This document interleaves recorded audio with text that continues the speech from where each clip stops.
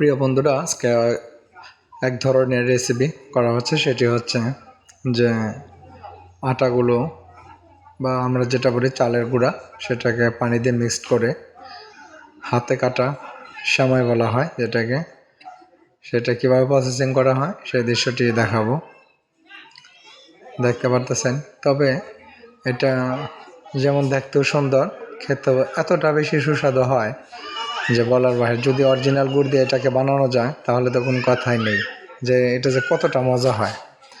তবে মাশাআল্লাহ, খেতে এতটাই বেশি ভালো লাগে, না দেখলে বুঝতে পারবেন না। আপনারা দেখলে আপনাদের জিভে পানি চলে আসবে, কারণ এগুলো মায়ের হাতের বানানো। এই সেগুলি অনেকটাই সুস্বাদু। প্রিয় বন্ধুরা, যদি এগুলোকে মিস করেন তাহলে একটু কমেন্টে জানাবেন যে কারা কারা মিস করেন বা কারা কারা খেতে ভালোবাসেন। ধন্যবাদ।